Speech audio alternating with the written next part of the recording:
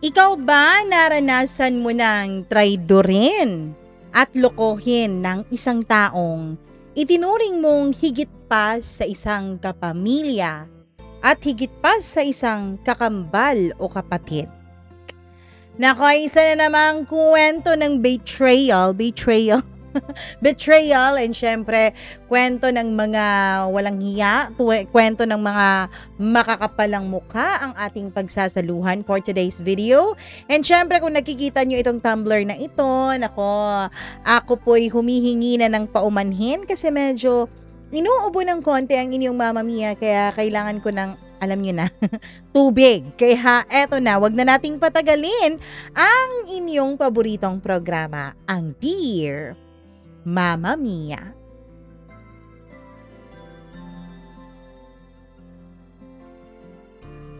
Minsan, sa labis nating pagtitiwala at pagmamahal sa isang tao, hindi na natin nakikita ang mga masasamang kanyang ginagawa o pwedeng magawa sa atin. Mas inuuna natin ang ating relasyon at nararamdaman para sa kanila. Hanggang sa hindi na natin namamalayan na tayo na pala ay lumubog sa kumunoy na sila mismo ang may gawa. Dear Mama Mia, ako po si Elvira o LV for short. Matagal-tagal ko na pong pinaplano na mag-send ng letter dito sa inyong programa. Pero natatakot po ako nung una. Natatakot ako na baka mahusgahan, matawag na tanga, matawag na mapagtiwala. Matagal ko na rin sinasabi sa sarili ko na marunong akong pumili ng mga taong dapat kong pagkakatiwalaan. Akala ko. Sa totoo lang, Mama Mia, napakahina ko pala pagdating sa mga taong mahal ko. Bulag ako, pipi, bingi, at oo na nga, sige aaminin ko na. Kung minsan, tanga. Pero bago pa man ako humantong sa impyernong naranasan ko, nagsimula ang lahat sa isang pangako. Isang pangakong ako mismo ang tumupad, pero yung taong nangako kasabay ko ay nilibing niya sa limot ang pangakong yun. Nakilala ko po si Riva noong 13 years old pa lamang kami. Payat, tahimik, at mukhang laging takot. Noong una, inakala ko talagang suplada siya. Pero nang minsang nakita ko siyang inaasar ng mga kaklase namin sa likod ng gym, ang instinct ko agad ay protektahan at ipagtanggol siya. Inabot ko pa ang kamay niya noon habang nanginginig siya. At ang sabi ko, halika, huwag ka nang matakot, andito naman ako eh. At simula noon, hindi na kami mapaghiwalay dalawa. Kambal tuko nga ang tawag sa amin. Pero ang mahalagang parte ng kwentong ito, Mama Mia, noong namatay ang mga magulang niya sa isang napakatinding car crash nung kami ay 16 years old pa lamang. Nakita kong halos tuluyang bumagsak ang mundo ni Riva.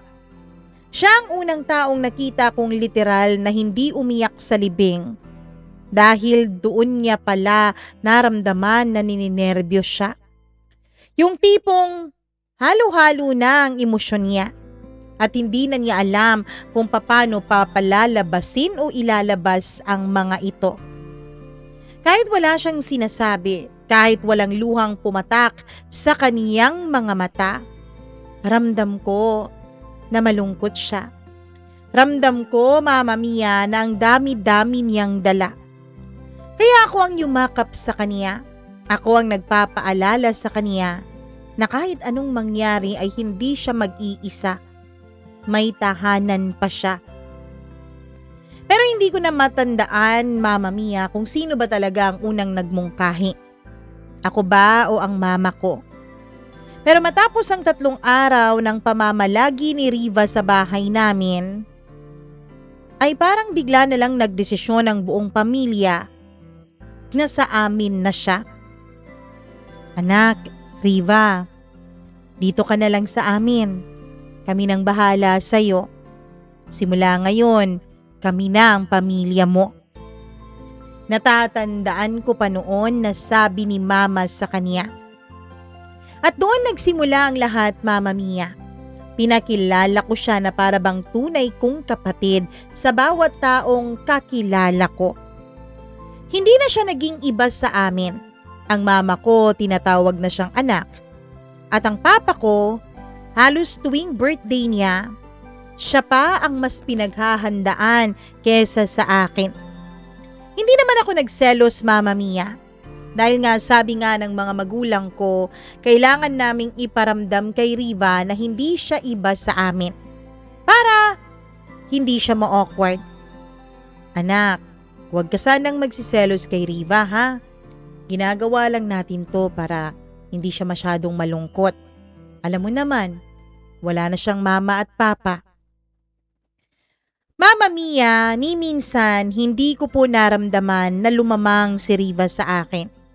Sa totoo lang, kahit isumpa pa ako kung nagsisinungaling ako, never ko pong naramdaman na mainggit sa kaibigan ko. Masaya nga ako dahil mahal din siya ng mga magulang ko. Kaya naman kapatid ko na siya. Kapatid ko na si Riva. Hindi lang siya basta kapatid kong dumating sa akin. Pinili ko siyang maging kapatid at pinaglalaban ko siya. Sa lahat ng mga pinagdaanan namin, high school, drama, heartbreaks, late night kwentuhan, college entrance exam, first job namin, lagi po talaga kaming magkasama.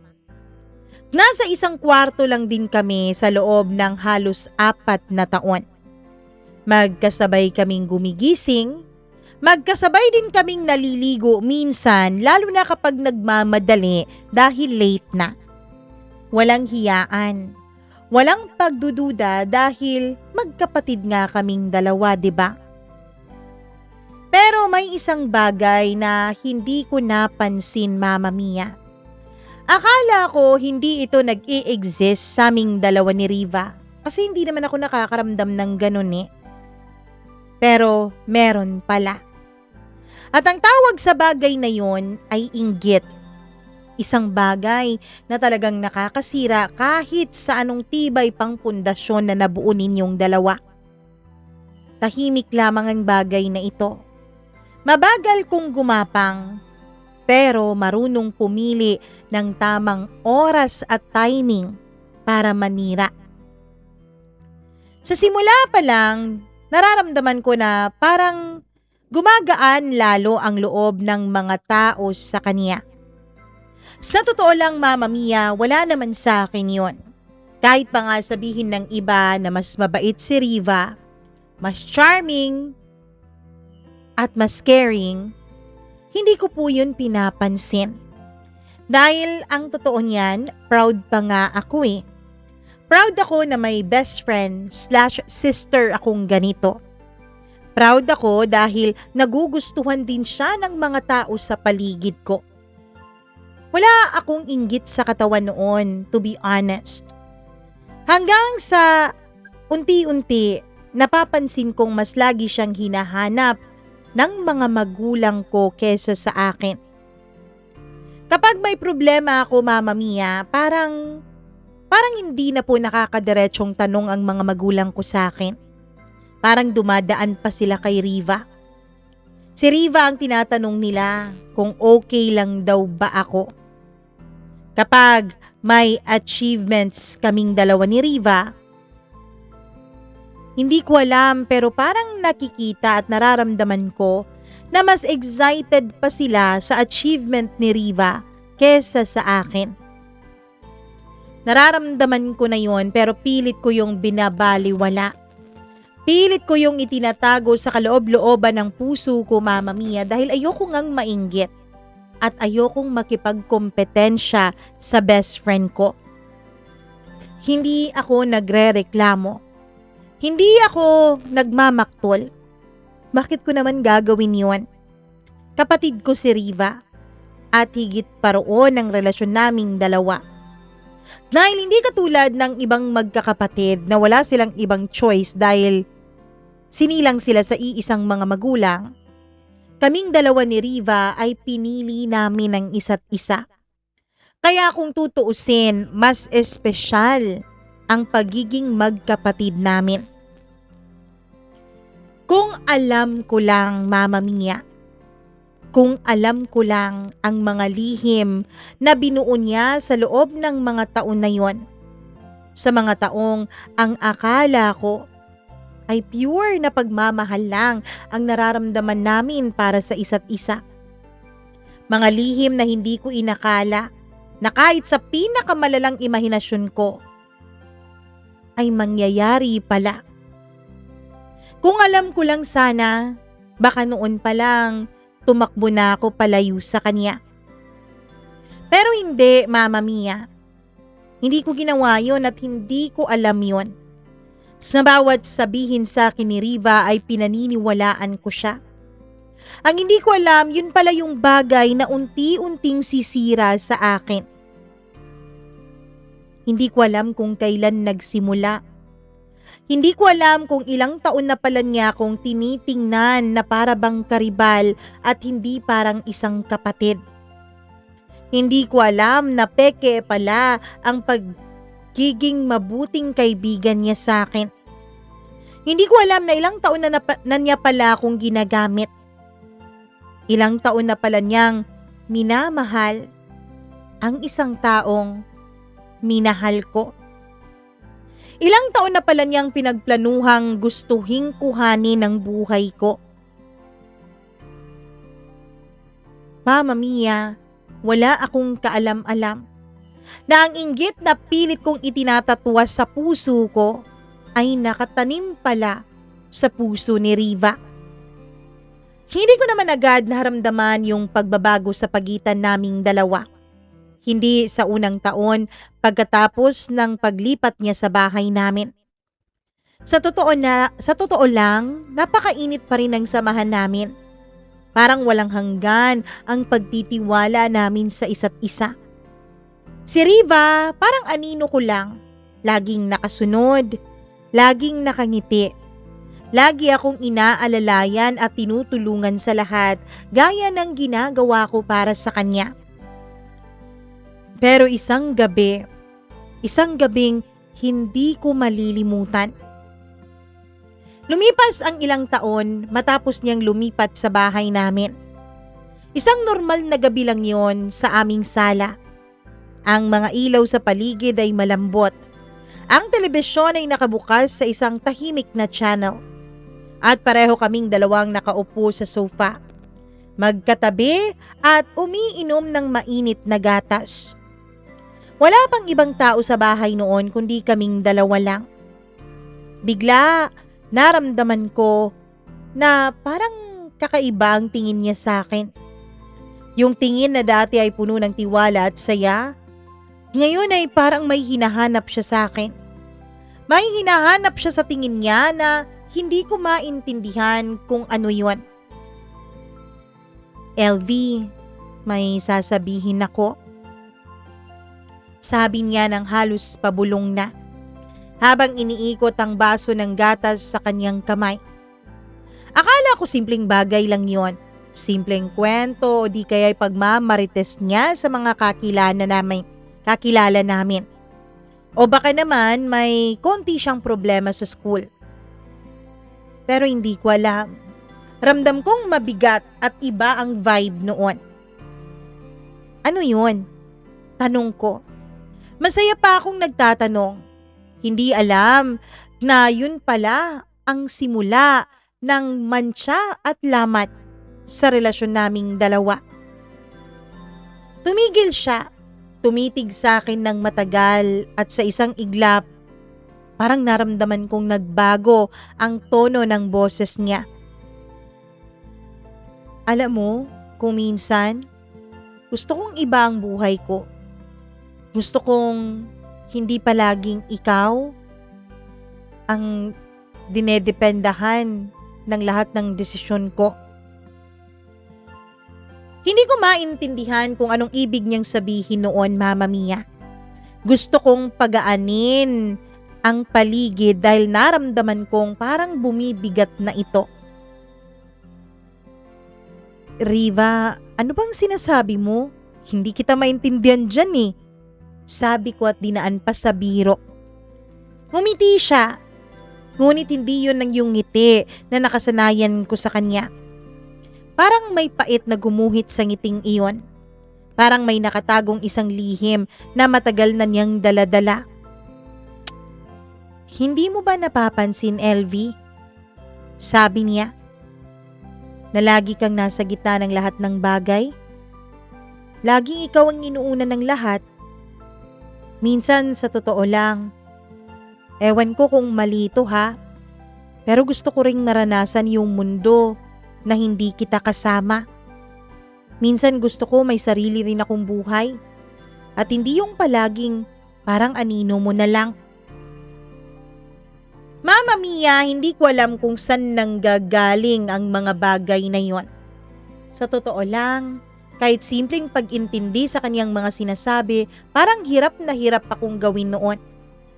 Para sa akin kasi wala namang masama sa pagiging close naming dalawa. Lagi naman akong nariyan para sa kanya. Lagi ko siyang sinusuportahan sa bawat bagay na gusto niyang gawin sa buhay niya. At lagi ko siyang pinoprotektahan sa bawat bagay at tao na gustong manakit sa kanya. Riva, hindi ko alam kung naiinis ka ba na lagi tayong magkasama?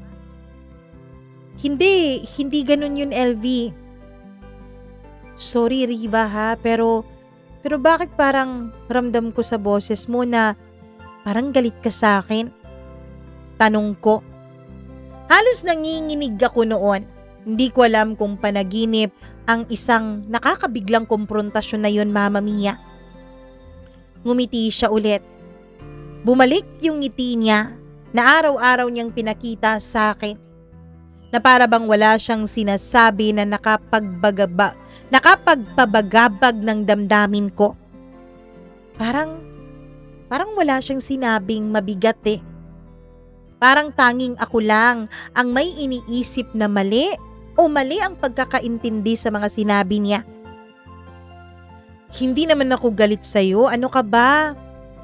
Ang sinasabi ko lang, gusto kong maramdaman na ako naman ulit yung may kontrol sa buhay ko. I know, hindi mo naman kasalanan, pero nagiging sanhi ka kasi at ang mga impluwensya mo ng mga desisyon ko eh. Mama Mia, sabi niya wag ko na lang daw isipin yon. Sabi niya baka siya lang daw din talaga ang nag-iisip ng gano'n at wala naman daw talaga. Sorry ha, LV. Baka namimiss ko lang talaga yung parents ko. Iba pa rin kasi ang pakiramdam nang nandito ako sa inyo kaysa noong kumpleto pa kami. Pilit ko na lang inintindi. Pilit ko na lang tinanggap ang rason na yun. Kahit nakakapagduda. Mama Mia, simula noon ay tila hindi na masyadong nakikipag-usap sa akin si Riva. Tila ayaw na niya akong sabihan ng kaniyang mga sikreto. Minsan, mas kinakausap pa niya yung mga iba naming mga kaibigan o mga kakilala. Uy, alam niyo ba, si Riva? Nag-invite siya, manonood daw tayo ng sine ngayong Sabado. Narinig kong sabi ng isa sa mga kaibigan namin. Oh, LV, ikaw ba ulit yung taya sa snacks? Ha? May lakad kasi ako niyan eh. Hindi ako makakasama. Palusot ko na lang. Kahit ang totoo, Mama Mia, hindi ko naman alam ang sasabihin ko kasi hindi naman ako inimbita ni Riva. Sa aming lahat, ako lang po yung wala. Iniisip ko na lang ito siguro yung ibig niyang sabihin. Gusto niya sigurong kahit papaano ay masolo naman ang mga kaibigan namin. Kahit papaano yung Maghiwalay naman kami kahit konti dahil lagi na lang kaming nagsasamang dalawa. Kaya hindi ko na lang masyadong pinansin yun. Ako na lang ang gumawa ng excuse para kay Riva sa sarili ko. Ang hindi ko alam noon, Mama Mia, sa loob ng 10 taong pagsasama namin ni Riva bilang mag-best friend, ako lang pala yata siguro ang nakaramdam na parang magkapatid na kaming dalawa. Sa paglipas pa ng panahon ay unti-unti kong nararamdaman na may nagbabago talaga kay Riva. Hindi ko alam kung ano o paano sasabihin yun sa kanya. Pero naramdaman kong dahan-dahan na niyang tinatanggal ang kanyang sarili sa buhay ko. Hindi naman siya umalis sa bahay namin, pero hindi na niya ako sinasamahan sa kahit saan. Kung may mga lakad siya, kung may mga problema siya, hindi na rin ako sinasabihan ni Riva. Walang nangyaring galitan o away sa pagitan namin. Pero simpleng paraan. Parang subtle way lang. Pero ako, ramdam ko. Wala na siya sa mga huling kwento ko. Wala na siya kapag may dinaramdam ako. Wala na rin siya para makiselebrate sa mga tagumpay ko sa opisina. Wala na siya sa mga panahon na may selebrasyon ako. Gaya ng birthday ko. Dati-rati kapag birthday ko, hindi kami mapaghiwalay dalawa. Sabay kaming nagpaplano kung ano ba talagang gusto kong gawin. Pero ngayon, Mama Mia, wala na siya. Niayaw na niyang makipag-usap sa akin. Kahit may celebration sa bahay, sa birthday ko ay hindi siya umuwi ng mang-aga. Ang sabi niya, meron daw siyang overtime sa opisina. Kahit nakita ko ang story ng isa sa mga kaibigan niya na magkasama lang sila sa isang bar. Di ko na lang pinansin yun, Mama Mia. At kapag birthday naman ni Riva ay hindi na siya nagsa-celebrate sa bahay namin. Sabi niya ayaw na raw niyang mag-celebrate ng birthday kasi tatanda raw siya ng mabilis. Pero makikita mo sa mga IG stories ng friends niya na nag-out of town pala sila o di kaya ay nag-party sa labas. Hindi ko na lang yun pinansin. Mama Mia, nagsimula ang lahat nung college kasi kami. Nakakilala siya ng ibang mundo. Magkaiba kasi kami ng kurso kahit magkapareho naman ang school na pinasukan namin. Kaya meron na siyang mga bagong kaibigan. Meron na siyang mga bagong relasyon at bagong adventure, which is okay lang naman talaga sa akin. Pero dun siya unti-unting parang nagiging ibang tao. Mama Mia, hindi niya sinabi sa akin noon. Ngunit alam ko. Alam ko dahil sa mga maliliit na pahiwatig niya na may tinatago talaga siya sa akin. Isang lihim na hindi ko alam noon kung handa ba akong harapin. Minsan nakita ko siya, nakangiti sa isang lalaki. Hindi yung lalaking simpleng kakilala niya lang. Para bang may chemistry silang dalawa na hindi ako handa na makita yun. Parang may mundo silang dalawa na wala silang ibang nakikita, na hindi nila ako napapansin na nasa paligid na ako. At sa unang pagkakataon naramdaman ko ang katotohanang hindi lahat ng pinipili mo ay tapat sa'yo. Oo, Mama Mia. Para wag na kayong maguluhan pa, ang lalaking kaniyang kangitian ay walang iba kundi si Jerome, ang boyfriend ko. Si Jerome ay kababata ko nung elementarya, nung dun pa lang kami nakatira sa probinsya. Nagkita kami ulit sa isang mall. Inaya ko siya sa bahay kasi nga magkaibigan naman ang mga magulang namin. At alam kong matutuwa ang mama at papa ko kapag nakita nila si Jerome. At nung dumating nga sa bahay si Jerome, ay tuwang-tuwa ang mga magulang ko. Pinakilala ko rin siya syempre kay Riva. sa best friend ko / kapatid ko. Natuwa naman si Jerome kay Riva. Pero si Riva, sabi niya, ayaw niya raw kay Jerome. Sabi niya, may kagaspangan daw ng ugali itong si Jerome. May pagkapresko. Tawa lang ako ng tawa noon. Sabi ko, hindi pa kasi niya kilala si Jerome. Hayaan mo, Riva. Pag mas nakilala mo pa si Jerome, makikita mo mabait yun. Hanggang sa lumipas nga ang panahon at nanligaw si Jerome sa akin, Mama Mia. Oo, college kami noong nanligaw si Jerome sa akin. Doon ko napansin na parang nag-iba ang tingin ni Riva sa akin. Oo, Mama Mia. Minsan na dumalaw si Jerome sa bahay para umakyat ng ligaw ay pinandilatan ito ng mga mata ni Riva. Tumawa lang ako. Alam mo, LV, yung best friend mo parang galit yata kapag nandito ako. Ano ka ba? Hindi lang talaga sanay sa'yo si Riva. Mukhang hindi. Baka nagsiselo siya sa ating dalawa. Sabi ni Jerome. Ano? Bakit naman siya magsiselos? Baka iniisip ni Riva na inaagaw kita sa kanya. Jerome, iba naman kami ni Riva. Iba yung dynamics namin. Iba yung friendship namin. At iba naman tong sa atin.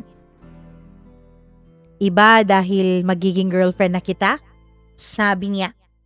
Tawang-tawa ako noon sa mga hirit ni Jerome. Dahil sa pagtawa ko ay hindi ko napigilang hampasin ang braso niya gaya ng lagi kong ginagawa dati. Nang umakyat ang tingin ko sa taas ng bintana ng kwarto namin ni Riva, ay nakita ko siyang nakamasid sa amin. Ang talas nga ng tingin niya kay Jerome. Pagkatapos umalis ni Jerome nung gabing iyon ay kinausap ko si Riva, Mama Mia. Pinaliwanag ko sa kanya na hindi naman magiging karibal niya si Jerome sa atensyon ko. Mag-best friends tayo, Riva. Sisters tayo, remember? Hindi ko kaya ipagpapalit yung pagiging magkaibigan natin sa aming dalawa ni Jerome. Yung sa amin naman, iba yun. Ang daming beses akong pinayuhan ni Riva noon, Mama Mia, na wag daw si Jerome ang piliin ko. Ang daming beses niyang sinabi sa akin na may mahanap pa raw ako na mas okay pa kaysa kay Jerome. Tawa lang ako ng tawa, hindi ko siya pinansin. Ang una ko pong reaksyon noon ay nagsiselos lang talaga siguro siya. Hanggang sa naging kami na nga ni Jerome, Mama Mia. Isang araw, gagraduate na kami noon ng college. 2:00 na ng madaling araw at kagagaling ko lang sa pag-aaral sa sala. Papasok na sana ako sa kwarto namin nung mapansin ko na bukas na pala ang pinto nito. Hindi ganoon kanormal ang pagkakabukas dahil lagi namang isinasara ni Riva ang pinto lalo na kapag matutulog na kaming dalawa. Kasi di aircon yung kwarto eh. Magagalit ang mama ko kapag nakabukas ang pinto nito dahil mahal daw sa kuryente. Nagulat ako nung bakit bigla itong parang bukas. Mama Mia. Sinilip ko muna kung anong ginagawa ni Riva sa loob o kung nandun ba siya sa loob. At nakita ko nga siya, nakahiga sa kanyang kama. Nakapikit. Hawak ang cellphone niya pero ang hindi niya alam ay gumagalaw ang screen nito. May nagme-message. Hindi naman sa pinapakialaman ko ang privacy niya. Pero nang makita ko na nakasindi ang ilaw ng phone niya at tuloy-tuloy na may notifications na pumapasok, ay hindi ko po naiwasang mapalapit ng bahagya. Isang pangalan ang pumasok sa screen. A. Initial lang. Paulit-ulit na parang sabik na makausap siya. Nag-vibrate ulit ito. Nakita ko. Aantayin kita. Nandito lang ako sa tagpuan natin. Lumabas ka naman kahit sandali. Nanlamig ako, Mama Mia. Sino yun? Bakit 10 oras ng gabi? Bakit hindi niya binanggit na may kausap pala siya? Na may usapan pala silang dalawa? Dahan-dahan akong lumabas ng kwarto. Inisip ko na wag siyang gisingin. Bumaba ako sa hagdan, tahimik ang buong bahay. Nung lumabas ako sa gate para tignan kung may tao ba sa paligid ay may napansin akong anino sa hindi medyong kalayuan. Matangkad ang lalaking to, nakaitim. May hawak na helmet na para bang may hinihintay. Halos ilang segundo lang, Mama Mia, mula nung pumasok ako sa kwarto at nahiga, ay napansin kong tumayo si Riva. Kinuha niya yung jacket niya. Nagkukunwari akong tulog nung mga panahon na yon. Dahan-dahan siyang lumabas. Kitang-kita sa bawat galaw niya na nag-iingat siya dahil baka magising ako. Akala kasi niya siguro natutulog na ako. Para siyang isang magnanakaw na takot magising ang mga tao sa bahay na inaakyat niya. Sumakit ang dibdib ko, Mama Mia. Hindi ko alam kung bakit. Siguro dahil may lihim na talaga si Riva. Hindi naman kami pinagbabawalan ng mga magulang ko na makipagrelasyon.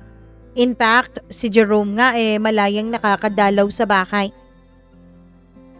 Pero bakit kailangang itago ito ni Riva? Bakit kailangang parang lihim pa ang lahat at delikado pa talaga kasi 10 oras na ng gabi at madaling araw na nga kung tutuusin. Bakit siya lalabas ng bahay habang natutulog kami? Hindi ako nakialam, hindi ako lumabas.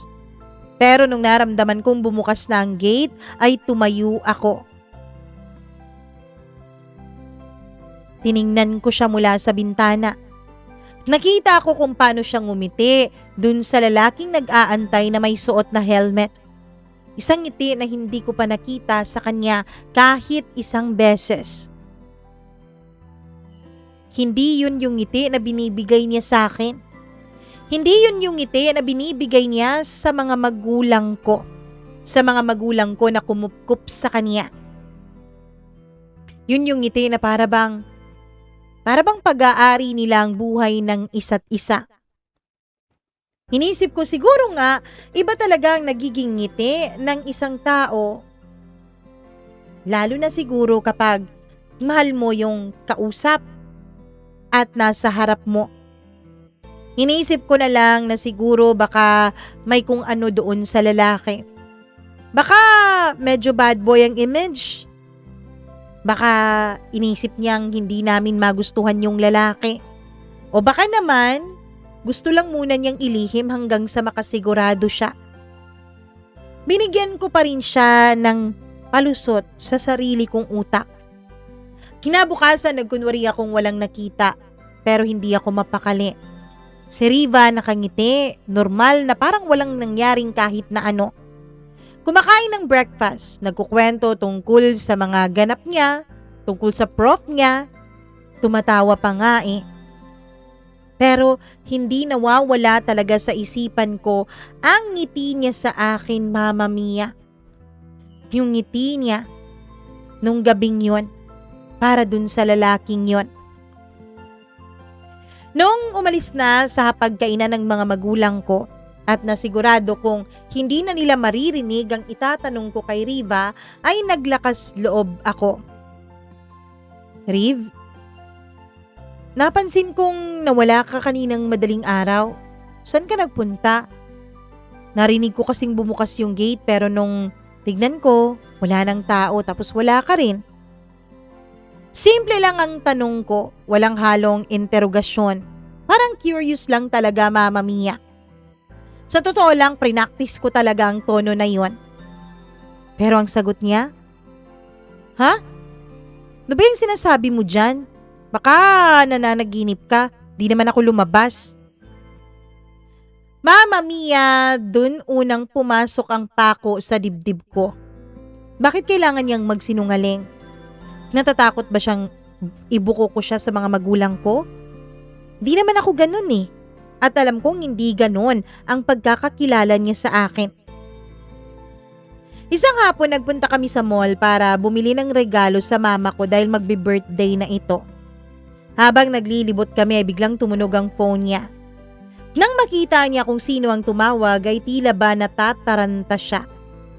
Hindi niya sinagot, bagkus ay agad niyang pinatay ang cellphone niya na para bang takot siyang makita ko kung sino yon. Hoy, bakit mo naman pinatay? Tanong ko. Wala. Lobat na kasi tapos malayo pa ang bahay. Baka ma-empty ako tapos may emergency. Lobat? Nakita akong naka-green pa yung battery ng phone niya. Ibig sabihin, okay pa yon. Unti-unti akong kinakabahan. Nararamdaman kong parang may lihim talaga itong si Riva na ayaw niyang malaman ko. Bukod sa kaba, Mama Mia, nangingibabaw din sa akin ng sakit. Bakit hindi ako pinagkakatiwalaan ng best friend ko? Bakit ayaw niyang ibigay sa akin ang kanyang tiwala gayong binigay ko naman sa kanya ang buong-buo kong tiwala? Bukod pa doon, ako ang dahilan kung bakit may tahanan siya. Bukod pa doon, ako ang dahilan kung bakit hindi siya nag-iisa. Pero ako, simpleng lihim lang. Simple lang naman ang hinihingi ko. Ang tiwala niya na hindi niya maibigay-bigay sa akin. Lumipas ang mga linggo. Unti-unti ay napapansin ko na parang nag-iiba si Riva. Sinabi ko naman ang lahat ng to kay Jerome. Pero sabi niya, yan ko na lang daw si Riva. Baka nga talaga gusto ni Riva na magkaroon ng isang buhay na hindi ako kasama. Hayaan mo na muna. Ganun talaga eh. Sometimes sa friendship, we grow apart. Hayaan mo na. Ang importante, nakatulong ka sa kanya. Yan ang laging sinasabi sa akin ng boyfriend ko na agad ko namang sinusunod dahil tama naman siya. Hindi naman maaari na dahil tinulungan ko si Riva kontrolado ko na ang buhay niya, 'di ba? Kaya hinayaan ko na lang siya, Mama Mia. Ang hindi ko alam, mas lalong lalala si Riva. Mama Mia, napansin ko na lang na parang yung mga dati kong kaibigan ay mas nagiging close na nila si Riva. Parang nauna pa nilang naging best friend si Riva kaysa sa akin. Yung mga pinsan ko, parang si Riva ang kadugo nila at hindi ako. Hindi ko alam kung anong nangyayari sa mundo, Mama Mia. Hindi ko alam kung anong nangyayari at bakit parang nale-left out ako. Hanggang sa isang araw. 3 taon matapos kaming unang nagkatrabaho ni Riva. 3 taon, Mama Mia. At noon ay pa 5 years na ang relationship naming dalawa ni Jerome. Isang araw, sinundo ako ni Jerome sa opisina. Ang sabi niya, magdi-dinner daw kami. Natuwa naman ako dahil medyo matagal na kaming dalawa na hindi lumalabas ng kami lang. Lumalabas kami kasamang mama at papa ko at si Riva. Ngayon lang ulit, matapos ang halos 4 na buwan, na nagkasama kaming dalawa. Kaya excited na excited ako. Pagkatapos, Mama Mia, pumunta kami doon sa paborito kong restaurant. Inisip ko, medyo may iba na yatang mangyayari ngayon. Oo, nag-e-expect ako na magpo-propose na sa akin si Jerome. Kasi sa totoo lang, di naman siya ganito eh. Pag-upo namin, ay agad na lumapit yung waiter. Umorder agad siya. Kabisadong-kabisado niya ang order ko sa restaurant na yon. Ako nang u-order sa'yo ha, sabi niya. Okay, sabi ko naman na nakangiti ng halos abot na sa aking tenga. Gusto ko na sanang sabihin na sana nag-warning man lang siya or nagbigay man lang ng hint para nakapag-manicure naman ako. Pero ayokong pangunahan siya noon. Habang inaantay namin ang order namin ay hindi siya mapakali. Tinitignan-tignan niya yung cellphone niya. Pagkatapos ay inilalapag ito ng patalikod sa mesa. May problema ba sa trabaho? Tanong ko. Ang wala naman. May inaantay kang text? O kaya naman ay mensahe? Wala naman. Siya nga pala, Jerome. Bakit ka nga pala bigla-biglang nag-aya na mag-dinner tayong dalawa? Mamaya na tayo mag-usap, LV. Kain muna tayo dahil mukhang order na natin yung parating, oh. At totoo nga, Mama Mia. Palapit na yung order namin na dala-dala nung waiter kaya nanahimik na ako. Ang tamis-tamis ng ngiti ko dun sa waiter nung isinerve na niya sa akin yung pagkain dahil paboritong-paborito ko talaga ang restaurant na yon. Habang kumakain kami ay mas lalo kong nararamdaman na parang hindi mapakali itong si Jerome. Inisip ko na lang na baka kinakabahan siya. Ganun naman talaga, 'di ba? Kapag magpo-propose ka, kabado ka naman talaga. Baka hindi tanggapin yung proposal mo tapos nasa restaurant ka pa na medyo marami-rami yung tao. Papahiya ka, 'di ba? Hiningitian ko si Jerome ng pagkatamis-tamis na para bang sinasabi ko sa ngiting iyon na huwag kang mag-alala. Mag-propose ka lang. Hindi naman ako hihindi. Oo naman agad ang isasagot ko. Pero hindi ko sinabi yun syempre. Pinaparating ko lang yun sa mga tingin at ngiti ko sa kanya. Pagkatapos nun, Mama Mia, tapos na kaming kumain at isinerve ng dessert nung biglang tumikim si Jerome. LV, sandali lang magsi-CR muna ako. Eto na. Excited na ako dahil magsi-CR na siya at sigurado ako na pagbalik niya, magiging maayos na ang lahat. Magpo-propose na siya. Mama Mia, nag-antay ako. Almost 5 minutes bago bumalik si Jerome sa aming table. Mukhang natagalan ka. Parang kinakabahan ka yata. LV, pwede bang lumabas na muna tayo? Maglakad-lakad na lang tayo. May gusto ka bang sabihin, Jerome? Bakit hindi na lang dito? Sabi ko. Ang inisip ko kasi, Mama Mia, ang ganda ng lighting nung restaurant na yon. Kaya kung magpipicture man ako ng kamay ko na may suot na singsing, at least dun man lang, 'di ba? Kahit wala akong manicure. Pero nag-insist si Jerome. Ang sabi niya, sa labas na lang daw kami para mas pribado. Medyo na-disappoint ako. Dahil sa totoo lang, Mama Mia, gustong-gusto ko pong ipinagmamalaki ako sa ibang tao. Pero siguro, talagang natatalo si Jerome ng kabang nararamdaman niya kaya hinayaan ko na lang. Naglakad-lakad kami sa may garden area ng restaurant na yon. Yes, Mama Mia, medyo mamahalin ang restaurant na yon dahil may pa-garden area pa sila. Pagdating namin doon, ay hinawakan ni Jerome ang kamay ko. Kabang-kaba na ako. Eto na, sabi ko sa sarili ko ng paulit-ulit.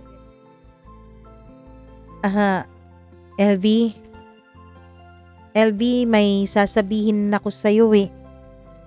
Ano yun?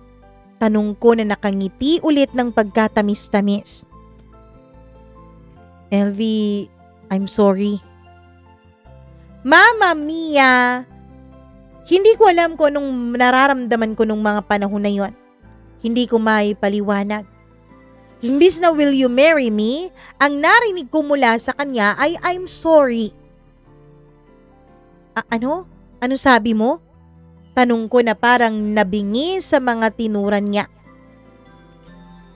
I'm sorry, LV, but kailangan na nating tapusin ang relasyon natin. Ano? Imbis na wedding proposal, break up pala ang gustong sabihin sa akin ni Jerome. Anong kailangan na nating tapusin? Bakit? May nagawa ba ako? Uy Jerome, kung nagbibiro ka, please wag ganitong biro ah. I'm really sorry. I'm sorry.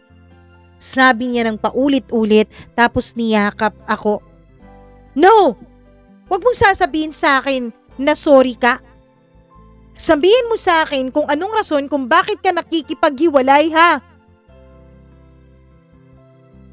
LV, I'm falling out of love with you. Falling out of love.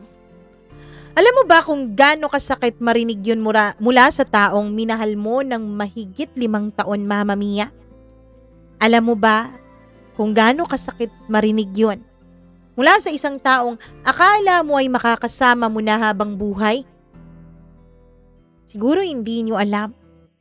Pero ako, Mama Mia, bumagsak ang lahat ng pangarap ko sa gabing iyon. Wala siyang binigay na ibang rason. Ang sabi niya lang, na-fall out of love na siya sa akin. Pwede pala yan, Nano. Pwede pala na magising ka na lang isang araw na yung taong mahal na mahal mo hindi ka na pala mahal. Pwede pala yung ganon. Akala ko kasi hindi nangyayari yun Akala ko kasi nasa pelikula lang yun at hindi sa mga totoong buhay na ganito. Pero hindi. Totoo ito. Nakikipaghiwalay sa akin si Jerome dahil wala na raw siyang nararamdaman sa akin. Ano pa bang magagawa ko, Mama Mia? Meron pa ba? Di wala na.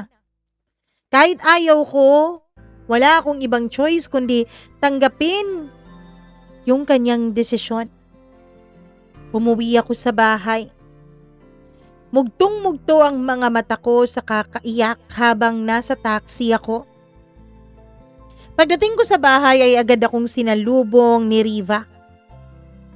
LV, what happened? Tanong niya. Sa unang pagkakataon sa loob ng matagal na panahon ay niyakap ko si Riva. Umiyak ako sa mga balikat niya, Mama Mia. Sinabi ko sa kanya yung nangyari. Sinabi ko sa kanya ang pakikipaghiwalay sa akin ng boyfriend kong si Jerome. Pati na rin ang pag-aakala kong magpo-propose na ito sa akin. Niyakap lang ako ni Riva. Wala siyang ibang sinabi. Para bang inayaan niya lang ako ng magkwento. Kahit papaano, Mama Mia, ay nakahinga ako ng maluwag. Kasi kahit nawala sa akin si Jerome, ay parang bumalik naman ang closeness naming dalawa ni Riva matapos ang paghihiwalay naming dalawa ni Jerome. Pero 2 buwan lang, Mama Mia, 2 buwan lang mula nung nagbalik ang closeness naming dalawa, ay sinabi ni Riva sa akin at sa mga magulang ko na mag-a-abroad daw siya. Nagpasalamat siya sa akin, pati na rin sa mga magulang ko sa ginawa naming pagkup-kup sa kanya. Ang mga magulang ko ay kita ko na nasaktan sila. Tinuring na nila na parang tunay na anak si Riva. Kaya masakit para sa kanila na aalis na ito at mangingibang bansa. Pero dahil mahal namin si Riva ay ayaw namin siyang pigilang tuparin ang kaniyang mga pangarap. Hinayaan namin siya, Mama Mia. Nagbanding pa nga kami ng 2 araw. As in buong Sabado at Linggo, nasa outing kami sa Batangas. Sinulit ang mga pagkakataon na magkakasama kami. Hanggang sa dumating na nga yung flight ni Riva. Pagdating mo dun, tumawag ka ha. Sabihan mo kami, anak, kung ayos ka na. Opo, ma. Sabi niya sa mama ko na mama na rin ang tawag niya. Pero lumipas na lang ang 3 araw, walang Rivang nagparamdam sa akin o sa mga magulang ko, Mama Mia. Nag-aalala na kami. Kasi nga, ang sabi niya, tatawag at magme-message siya kapag dumating na siya dun eh. Tapos mag-isa pa siya sa ibang bansa. Wala siyang ibang kasama kaya alalang-alala kami. Sa totoo lang, Mama Mia, pumunta pa talaga kami sa mga government agency para malaman kung may balita ba tungkol sa isang Pinay na pumunta sa Dubai. Wala naman daw. Ayos naman daw. Wala namang balita na kahit na ano. Hinakabahan ako. Lumipas ang mga linggo.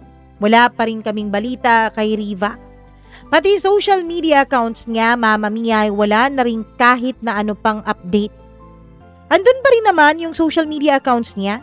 Friends pa rin naman kami doon. Kaya lang wala siyang pinupost at hindi siya nag-online. Pero tuloy ang buhay. Kahit hindi nagpaparamdam si Riva, ay wala kaming ibang choice ng mga magulang ko kundi ituloy pa rin ang buhay namin. Hanggang sa mag-iisang taon na ang lumipas nang wala pa rin kaming balita kay Riva. Pero Mama Mia, isang araw nasa bahay ako noon. Naghahanda dahil magpapasko na. Nagde-decorate ako noon sa bahay. Nung biglang may dumating na kaklase ko nung high school. Kaklase namin ni Riva. Kababalik lang daw niya sa lugar namin dahil sa Maynila ito nagtatrabaho. LV, kumusta ka na? Sabi niya nung dumalaw siya. Tuwang-tuwa naman ako dahil may dala pa talaga siyang mga pasalubong sa akin. Tinulungan niya ako na mag-decorate ng bahay dahil mag-isa lang naman ako noon at nasa trabaho ang mga magulang ko. Pero ako wala akong trabaho kapag weekend, kaya andun lang ako sa bahay. Pagkatapos naming mag-decorate ay kinuha niya yung cellphone niya. Alam mo, may nakita ako. Surprise ako sa iyo eh. Di ba hinahanap mo si Riva? Oo, hinahanap ko siya. Mag-iisang taon na, bakit may balita ka sa kanya? Girl, hindi lang to basta balita, ano? Nahanap ko yung Facebook niya. Ano? Facebook? Friends naman kami sa Facebook ah. Tignan mo yung post niya, dali. Pinost niya yung asawa niya at yung baby nila. Nanganak na pala siya, girl. Gulat na gulat ako sa sinabi nito kaya agad-agad kong kinuha ang cellphone ko na nasa table. Binuksan ko yon. Pinuntahan ko ang account ni Riva pero wala naman. Wala namang post. Meron! Bakit? Ano ba yung pangalan niya dyan? Ay nako, hindi na yun yung pangalan niya. Tapos sinabi sa akin nung kaibigan ko ang pangalan na gamit ni Riva sa Facebook. Wala pa rin eh. Wala akong mahanap. Adno? Bakit hindi mo naman mahanap? Mag-best friends kayo, diba? Teka, sandali. Eto, sandali ah. Re-replyan ko muna tong jowa ko. Pagkatapos niyang replyan yung jowa niya, inabot niya sa akin yung cellphone niya. Kung saan ay nakabukas na ang profile ni Riva. Yung profile na hindi ko mahagilap kahit tama naman ang spelling. At gulat na gulat ako. Imagine may shock, Mama Mia, nung nakita ko ang profile ni Riva. Wala nga siyang profile picture. Pero nung nag-scroll down ako sa mga post niya, ay nakita ko na totoo nga. May asawa na si Riva. At totoong may baby sila dahil may picture silang 3 na may hawak na baby yung lalaki. Tapos yakap pa ni Riva yung bewang nung lalaki. At alam mo ba kung anong caption, Mama Mia? Family is forever. Caption ng parang slogan ng isang TV channel. At ang pinakamasakit at pinakanakakagulat sa lahat, yung lalaking hawak-hawak ang baby nila, yung lalaking yakap-yakap ni Riva sa bewang ay walang iba kundi ang lalaking nagsabi sa akin na napo-fall out of love na siya sa akin. Yes, Mama Mia. Walang iba kundi si Jerome. Nagulat pa ang kaklase ko nung halos mabitawan ko yung cellphone niya. Buti na lang at naagapan niya itong saluhin. "Uy girl, ano ka ba? Hindi pa to bayad ano?" sabi niya. "Bakit parang gulat na gulat ka?" Well, sa bagay, nakakagulat naman talaga, nakasal na pala si Riva tapos di man lang nagsabi sa'yo, best friend kayong dalawa, 'di ba? Sanggang dikit nga kayo eh. Kambal tuko nga ang tawag namin sa inyo dati. Kung ano-ano pang sinasabi ng kaibigan ko na halos hindi ko na marinig dahil bumagsak na sa akin ang isang katotohanan. Hindi ko na napigilang mapaupo sa sofa tapos umiyak ng umiyak. Nataranta yung kaibigan ko, Mama Mia. Inalo-alo niya ako. Tarantang-taranta siya kung bakit daw ako biglang umiyak. Nataranta pa siyang kumuha ng tubig sa may kusina dahil hindi talaga ako tumigil sa kakaiyak. Humagulgul na ako. Yung iyak na parang namatayan, ganun na yung iyak ko noon. Habang inaalo niya ako ay dumating naman yung mga magulang ko. Gulat na gulat sila sa pag-iyak ko. "Claire, pwede bang ipakita mo kay Mama yung profile ni Riva?" sabi ko. Dahil hindi na ako makapagpaliwanag noon, Mama Mia. Hindi ko na alam kung anong ipapaliwanag ko sa mga magulang ko dahil hindi na ako makapagsalita pa ng maayos. Kinuha naman ni Claire yung cellphone niya. Pagkatapos ay binuksan ang profile ni Riva. At nung makita nga ito ng mga magulang ko, lalong-lalo na ng mama ko, ay napasinghap pa ito. Diyos ko! Si Riva at Jerome? "Tita, kilala niyo po yung asawa ni Riva?" tanong ni Claire. "Boyfriend ex-boyfriend yan ni LV."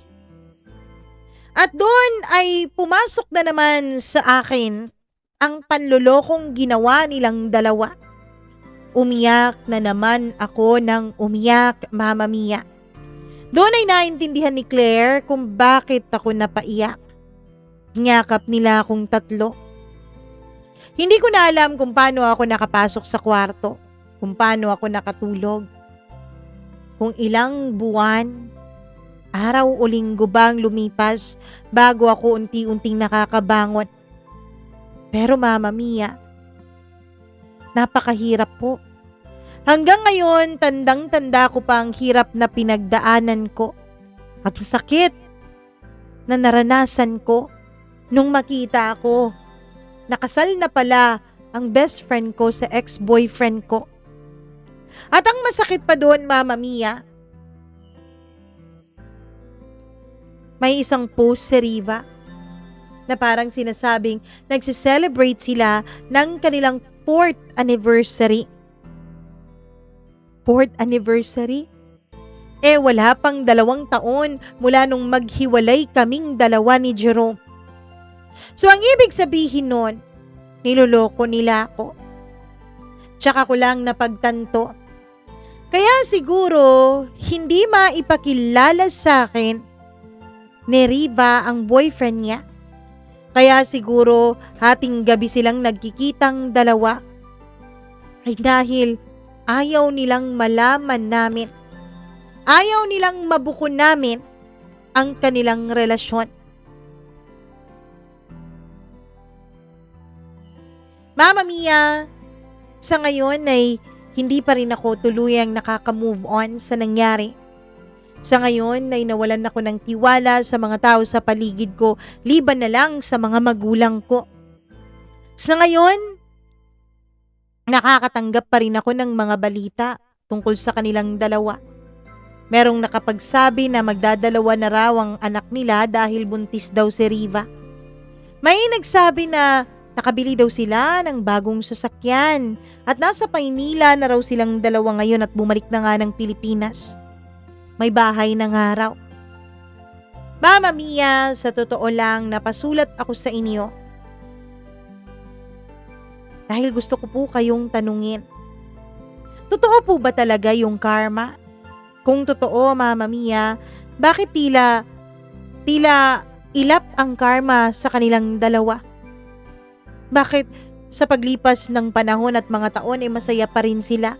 Pinagpapala pa rin sila samantalang ako nandito. Nagdurusa pa rin sa sakit na idinulot nila sa puso ko.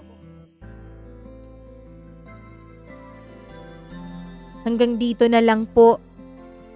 Lubos na nasasaktan pa rin hanggang ngayon. Elvira.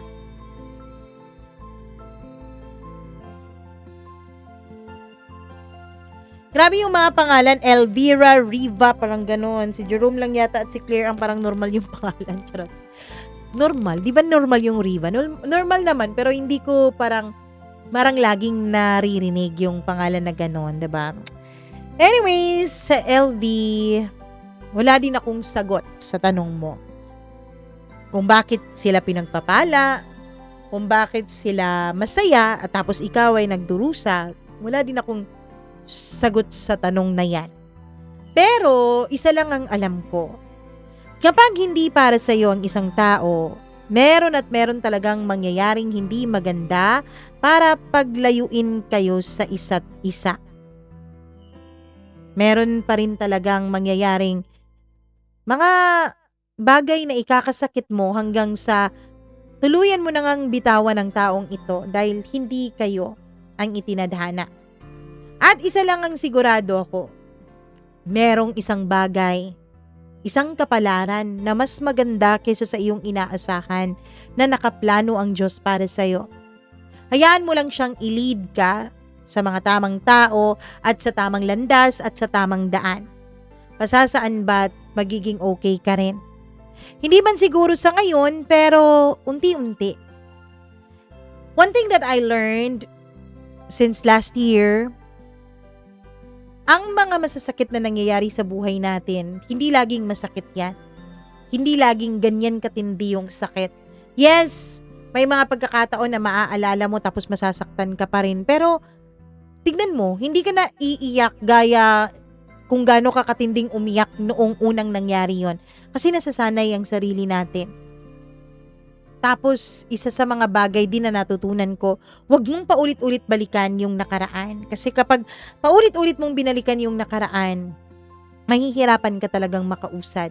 Mahihirapan kang makita yung mga magagandang plano ng Diyos para sa'yo dahil nakafocus ka dun sa sakit. Nakafocus ka dun sa past. Kaya simula ngayon, sabay tayong dalawa, LV or Elvira, na i-shift yung focus natin. Huwag na sa past, kundi sa present. I-appreciate kung anong meron tayo, kung sinong mga tawang nandyan sa atin at nagmamahal at hindi umaalis, sila ang i-appreciate natin. Hanggang sa malid nga tayo sa tamang landas at sa tamang tadhana na nakalaan para sa atin. Thank you so much! Ate ba kita o hindi? Basta LV or Elvira, maraming salamat sa tiwala. Syempre sa pagsisend mo ng iyong kwento dito sa ating programa. Nako, I'm sure sa mga nanonood ngayon, ay nakarelate kayo ano. Alam kong nakarelate kayo dyan. Alam kong somewhere, somehow, nasaktan na rin kayo. Somewhere, somehow, trinaydor na rin kayo. Kaya kung nakarelate kayo, kung natraidor na kayo dati, ay please like and share this video. At syempre, huwag nyo rin kalimutan na mag-subscribe sa ating channel kung hindi pa po kayo subscriber. Tapos click the notification bell para lagi po kayong nanonotify kapag meron tayong bagong upload o mga bagong kwentong itinatampok dito sa ating program. At syempre, bago tayo umalis at magpaalam, mag-hi muna ako sa ating mga members na talaga namang mahal na mahal tayo. Lagi pa rin nandyan sa atin. Hi kay Benson Bicer. Maraming salamat. Hi din kay Smackdax, kay Colleen Bueno, kay Dayan Martinez, kay Evelyn Kawit, kay Maria Elena Abe, kay Maureen Tugab, kay Gimaras Girl, kay Easy Gale, kay Mila Raduban at kay Freaky. Thank you very much sa inyong walang sawang pagsuporta at pagmamahal nitong ating channel. At syempre, sa atin na rin mga suki na kahit hindi nakapa-member, subscriber naman at laging nanonood, laging nakikinig at hindi nagsiskip ng ads. Hi kay Charlene Baclohan, kay Vings Vlog, hi din kay Caroline Lumbis, kay Ruby Ramos, Christina Season, Alcura Ukit, Laarni Lacundazo, maraming salamat. Hello din kay Lovely No Feel. Maraming thank you Lee Baruman from Kuwait. Kay Sally Buma Aksa Heliana. Kitten's Love, hello sa inyo. Hi din kay Elizabeth, kay Lorlyn Parilla, Abby Crisel Santos, maraming salamat. Ayan. Hello din kay Melcy Capistrano, Ellen Alin, Ellen Christie, tama ba? Hello rin kay Morvi Montecillo, maraming salamat. Hi din kay Clarinel Miguel, kay Maricel Mina, at sa lahat ng tagapanood at tagapakinig natin. Kung hindi nabanggit ang inyong pangalan, baka sa susunod nating upload, pangalan mo na ang babanggitin natin dito sa ating programa. Maraming salamat. If you have your own story, please do not hesitate to share that with us. Email lamang po kayo, mamamiacdo0317@gmail.com. My name is Mama Mia, na nagsasabing lagi po sana kayong mag-iingat dahil mahal ko kayo. Mwah! Bye!